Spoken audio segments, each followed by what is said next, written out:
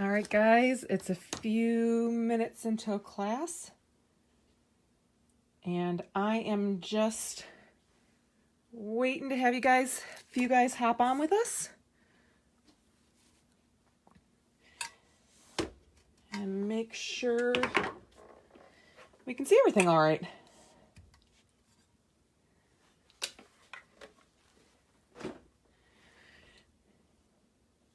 Hi, Pamela.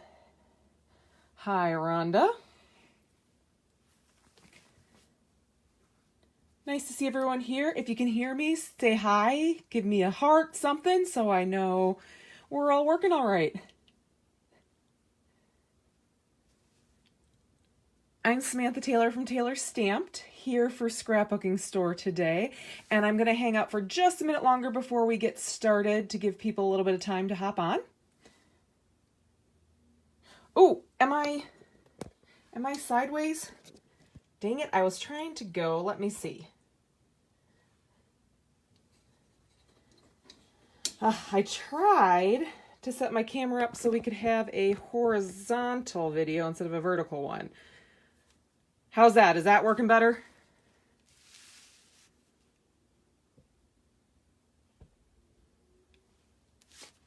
Are we good now?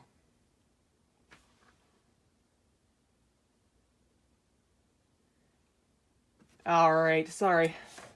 I was hoping I could have it vertical or horizontal for you guys. It's a little bit better when we shove it over to YouTube that way, but apparently not. All right, I'm just going to, sorry guys, get us lined up a little bit better then again. All right, and tighten up my arm here. Okay. All right, it looks like you guys can hear me all right. I can read comments better this way, so that works too. Except you're going to see my legs a little bit in the video. Oh, sorry, guys.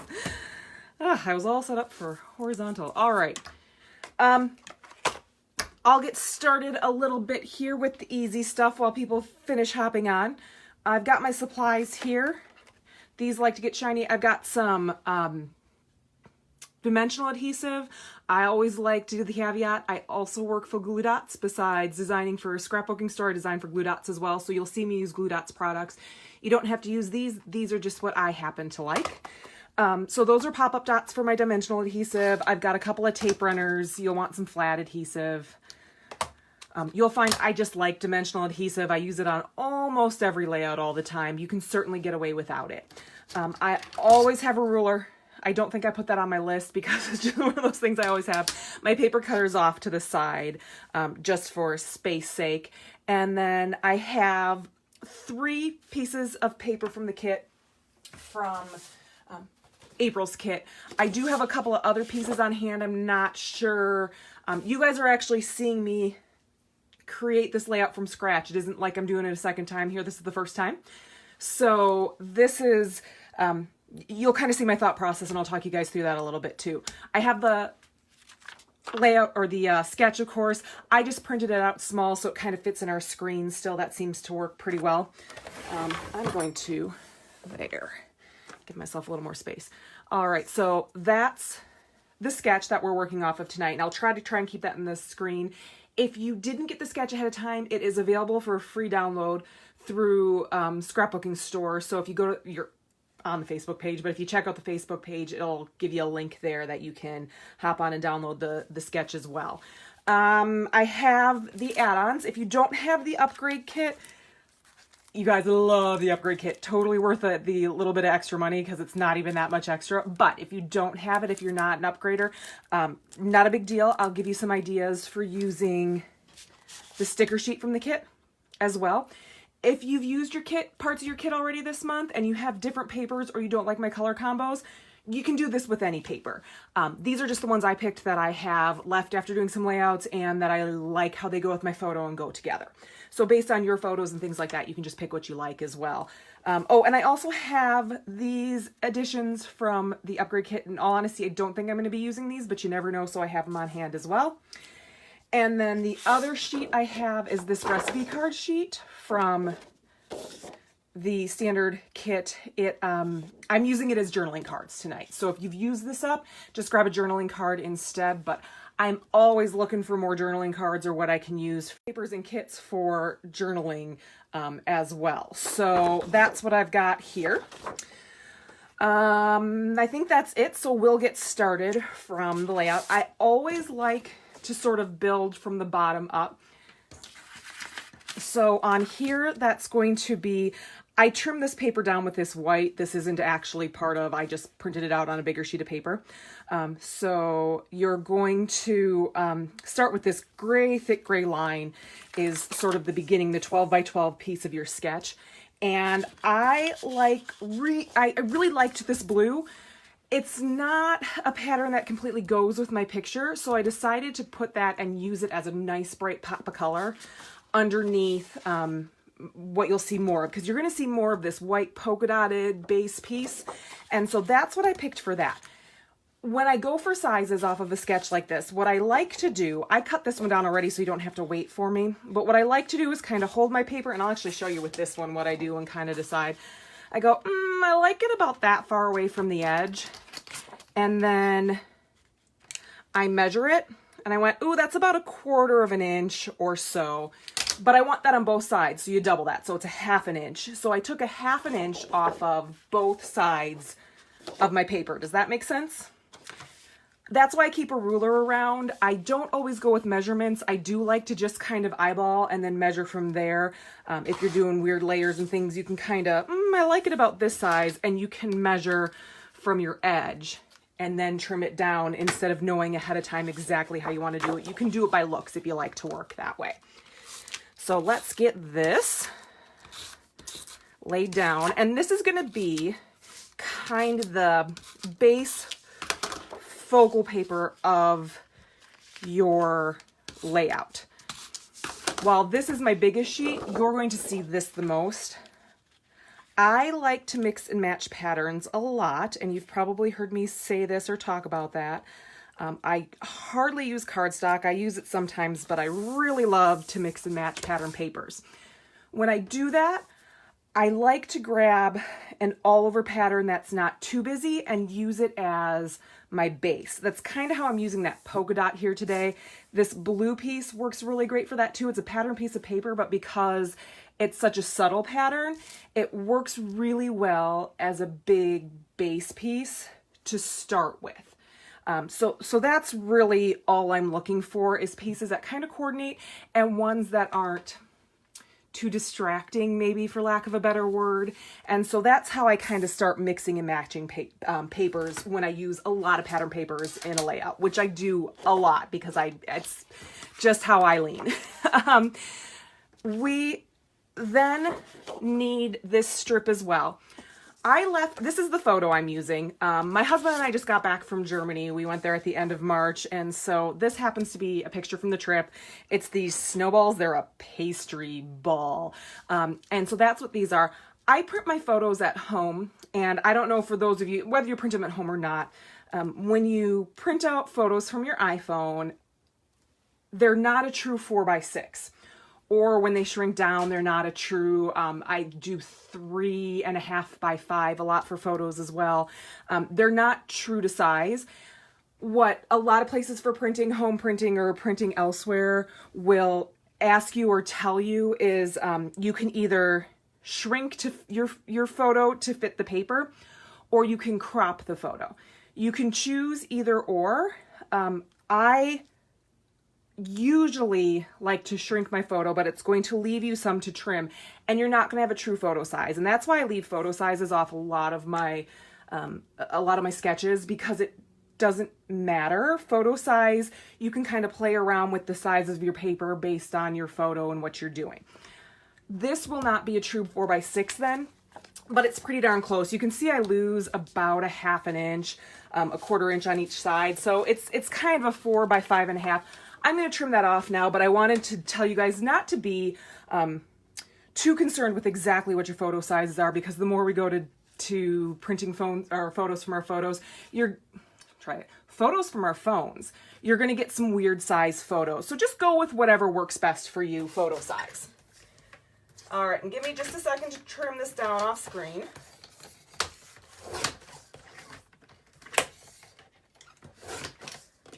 All right. And I did some really thick cardstock today that dulled my blade a little bit. So I got to get a new blade on there. All right, so now my photo is trimmed without any white around it. And what you're going to need is your strip of background that peeks behind it. So the reason I went into the size of my photo, because I started with a 6-inch photo and trimmed a little bit off, I'm going to guess that about the size strip I need is going to be about a 6-inch strip of paper. I'm going to do a 6-inch strip and go from there. You can always get your ruler out again.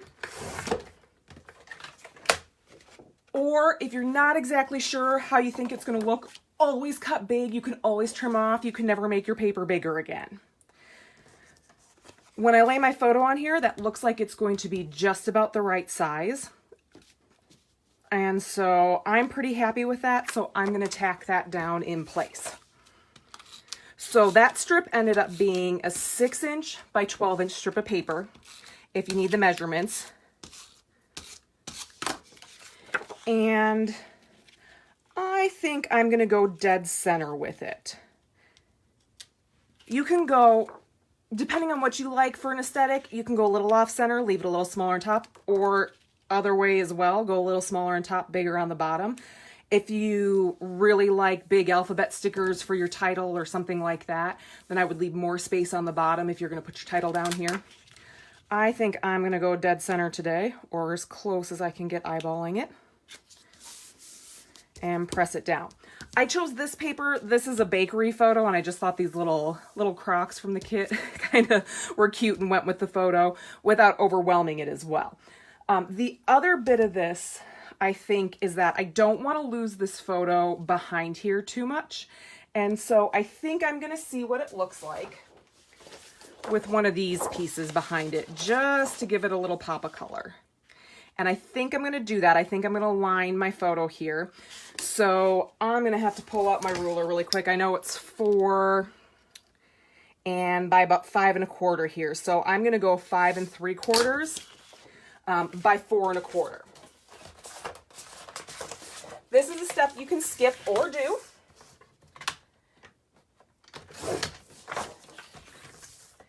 And the reason, like I said, I'm doing it on this one is because I just feel like my dark photo is getting lost a little bit. Ooh, and I need to trim a little more off my top there.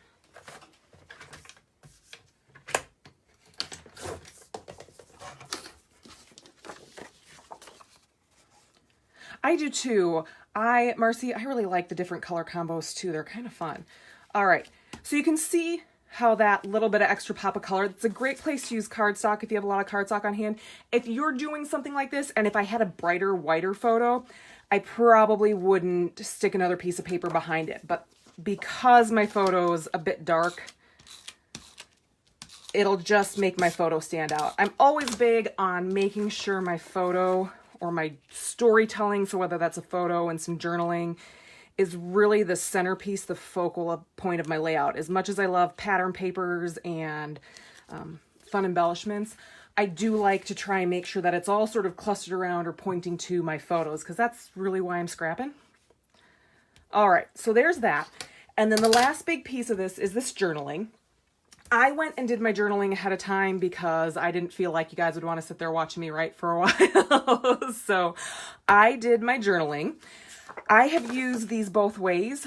For the layout, I did, when I first got the kit, I did a 2-page layout, and I used this side of it because the layout I went with didn't really work with a recipe card type journaling card. So I just used this side for journaling. You can do that. Otherwise, this side is super cute if you're doing a bakery themed layout. The recipe card side is super cute for that. I did 2 different parts of journaling. So this one has kind of the story of what these snowballs are and why we got them. And then this ingredients part actually tells them the flavors we got of snowballs. My husband got a caramel and chocolate one. I got a Bailey's Irish Cream one that had caramel and chocolate on it. And I thought that was really an important part of the story. So I want to make sure those were on there.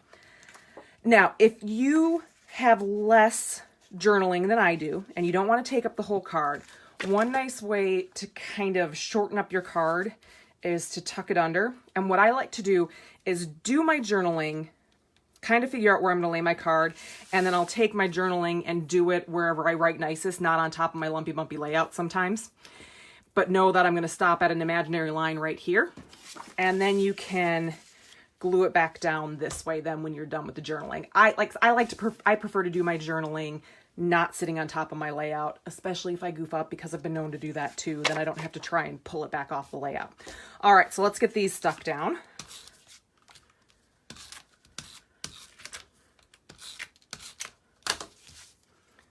I really like the black in this kit. I think the red and blue could read a little, I don't know, patriotic. Not that there's anything wrong with that, but this is a cooking one, and the pop of black in there just really makes it cute and kind of vintage cooking. All right, I'm going to not really tuck it under there, but I want to make sure I don't have a gap. So I'm just kind of like that. I think I want to go a little lower. All right, guys, bear with me 1 second here. This part's a little futzy. All right. Now's the fun part. We've got all our base stuff done. And from here, we just start adding all the extra embellishments. If you have just the base kit, you're going to grab this sheet. If you have the embellishments or the upgrade kit, you're also going to grab these, and I'm going to show you a few tricks with both of these, how I kind of messed around and played with them a little bit. Let's see. I knew there was 1 or 2 I wanted to use off of here. The Good Eats flag is one of them, and I'm not exactly sure where I want to use this yet. So I'm going to kind of set it here and remember not to press down on it. I love these chipboard stickers. These are super fun. And I thought I'd show you guys too how I open my packaging like this. So when packaging comes like this, it's got a fold over with a sticky, and you can open it from there, and then it'll seal completely shut across the edge for you. When I do packaging like this, I always find if I try to shove it back in, I get caught up on the adhesive from the flap. So all I do is take my scissors, and I haven't opened these buttons yet, so I'll show you, and I slip them in the corner in between. And now I won't be able to do it because I'm on camera. And I just slid it across the bottom. It keeps my packaging intact so I can still use it and slide stuff in and out of it, but I don't have to deal with that adhesive flap. I know that's a weird little tip, but it took me years to figure that out. And now that's how I do it most of the time, and it's just a little something I do. And some of you are probably going, yeah, that's how I've always done it, but it took me a while. So,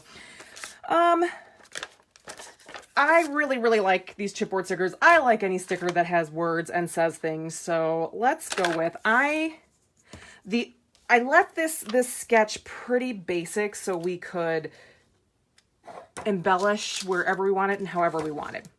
I do try to kind of keep that sort of triangle shape or bounce opposite corners. So I am going to start probably up here and kind of work my way down to this corner. I saw one on here. I think the True Story one I thought was kind of good for my... I'm not a huge word sticker person, and I don't have any people in this one. And I know you don't need them to use this kind, but that's just me. I get a little literal sometimes. So I use my scissors and I trim it off, and it's just an oval sticker then if you decide the word stickers aren't for you or it doesn't fit with the flow of your layout as well. All right. I think my True Story over here. Excuse me.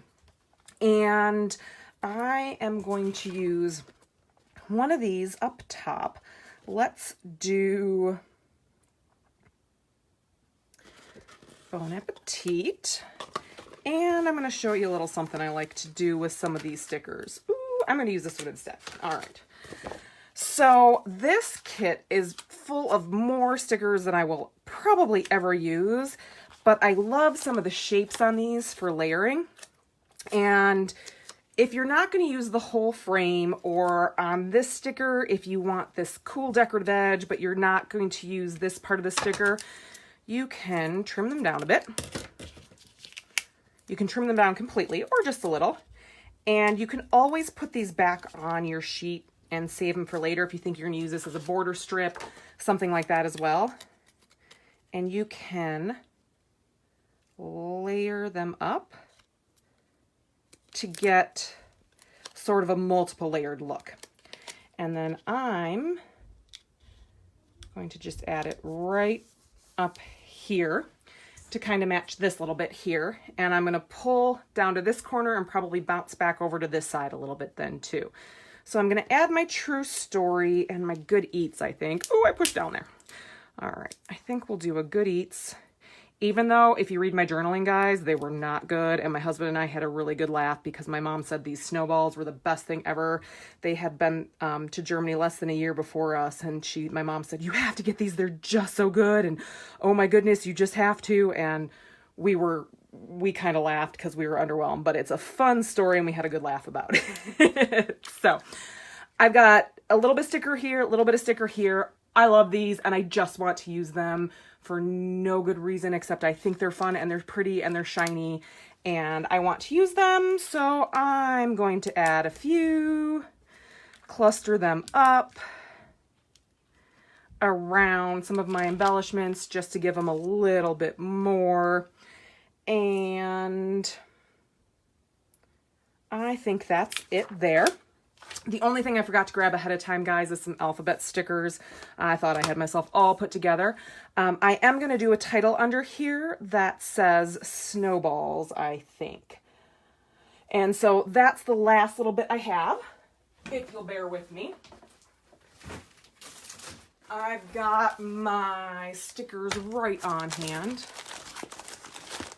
I have, you can see me paging through, a little bit of a sticker obsession.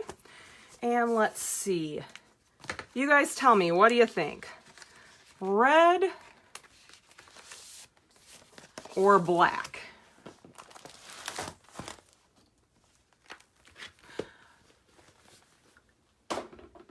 Guys got to vote. First one to speak up. I'll take whichever sticker set you think is the right color.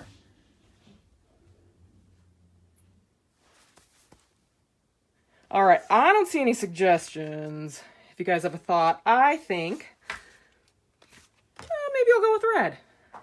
Yeah, I do have quite the stash of stickers, don't I? I really like them. All right, so here's the other thing I like to do when I'm adding a title. I am going to do snowballs as my title, and I want it on this side of my page lined up. I do sometimes put a straight edge down just to help me see, especially on a busy pattern sheet like this where I don't really have a line to work off of. I will start just with something straight. You can be a piece of paper or anything to just help. All right, I will do the red. I see that I'd say red. And I am going to work then from the right to left. So I'm actually going to spell my word backwards because I'm going off of this side. So instead of trying to figure out where I need to start to make sure it ends over here, I'm going to start on this side. And I'm actually going to do snowballs instead of snowball. And I'm going to go here with it, I think. All right.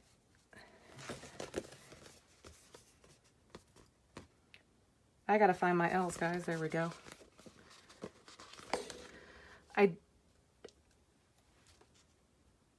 I really like any sort of alphabet sticker, whether it's flat or puffy like the thicker stickers. There were some, Jen, you might remember what kit they were in. Were they gold? That were just gorgeous. You had some gold foam thickers in there.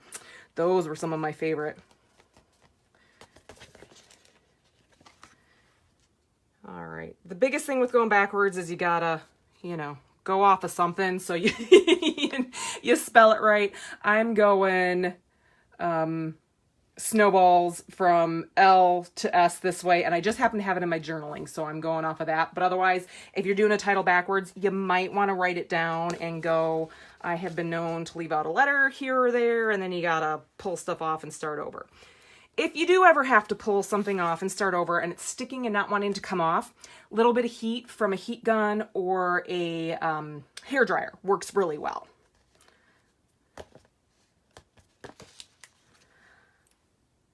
I hear people say sometimes, oh, but I make mistakes, or I'd make mistakes. Everyone does it, no matter how long you've been scrapping.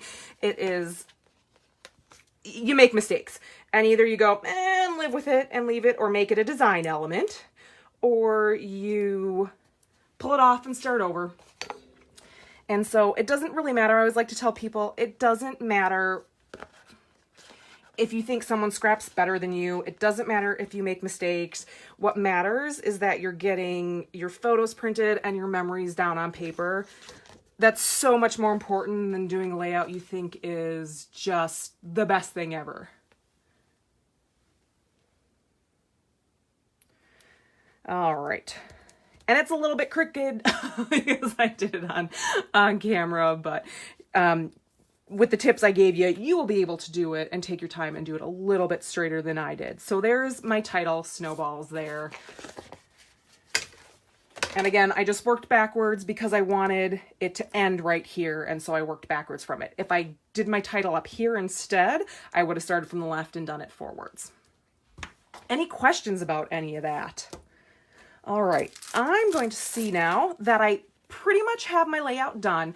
I always like to just take a second and look at it and decide if there's anything else I want to add to it, any more bits and bobbles that I think should go on it. And I actually think, I'm wondering, a little more red up in this corner might look good.